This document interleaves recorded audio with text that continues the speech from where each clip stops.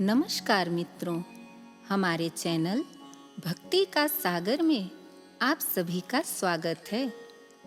आज हम आपको मोक्ष स्थली गया के बारे में बताएंगे। बिहार की राजधानी पटना से लगभग 104 किलोमीटर की दूरी पर बसा यह स्थान हिंदुओं के लिए बहुत ही महत्वपूर्ण है। हिंदू धर्म के अनुसार गया मोक्ष प्राप्ति का स्थान है। इसी कारण न केवल भारत में बसने वाले हिंदू अपितु विदेशों में भी रहने वाले हिंदू गया में आकर अपने पितरों का तर्पण कार्य करते हैं ताकि उनकी आत्मा को शांति और मोक्ष मिले। परंतु क्या आप जानते हैं कि गया को मोक्ष स्थली होने का सम्मान और दर्जा एक राक्षस के कारण मिला है? तो इस कथा को जानने से पहले हमारे चैनल को सब्सक्राइब कीजिए। तो चलिए आज हम आपको गया से संबंधित यह पौराणिक कथा सुनाने जा रहे हैं। पुराणों में वर्णित कथा के अनुसार एक राक्षस था जिसका नाम था गयासुर। गयासुर को उसकी तपस्या के कारण वरदान मिला था कि जो भी उसे देखेगा या उसका स्पर्श करेगा उसे यमलोक नहीं जाना पड़ेगा। ऐसा व्यक्ति जीवन मरण के बंधन से मुक्त होकर सीधा वैकुंठ लोक जाएगा।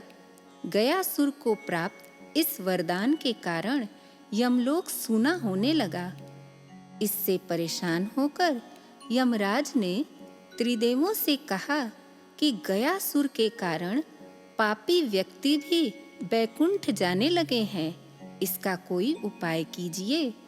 त्रिदेव भी इस बात को अच्छी तरह से समझ रहे थे कि यदि ऐसा ही चलता रहा तो सृष्टि का संतुलन बिगड़ जाएगा।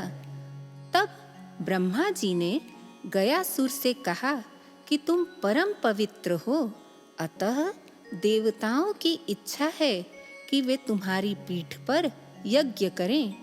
गयासुर इसके लिए सहर्ष तैयार हो गया।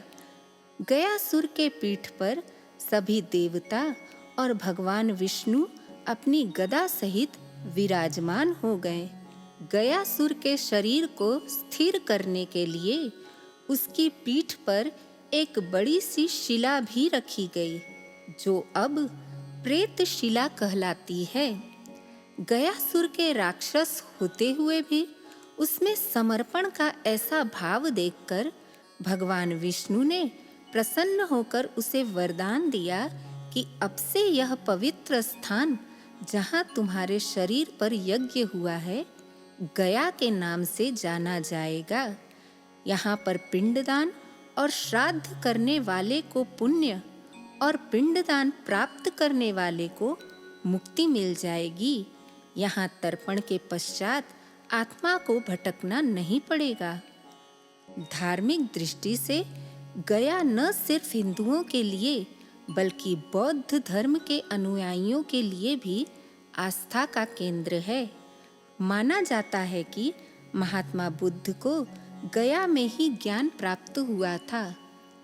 इसलिए जिस प्रकार हिंदुओं के लिए गया मुक्ति क्षेत्र है, उसी प्रकार बौद्ध धर्म के अनुयायियों के लिए यह ज्ञान और आध्यात्म का केंद्र है।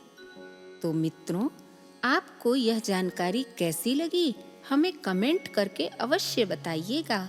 और एक नई जानकारी और नई कथा के साथ हम जल्दी ही आपसे मिलेंगे। और हाँ, हमारे चैनल को लाइक कीजिए, शेयर कीजिए और सब्सक्राइब कीजिए। जय श्री कृष्ण।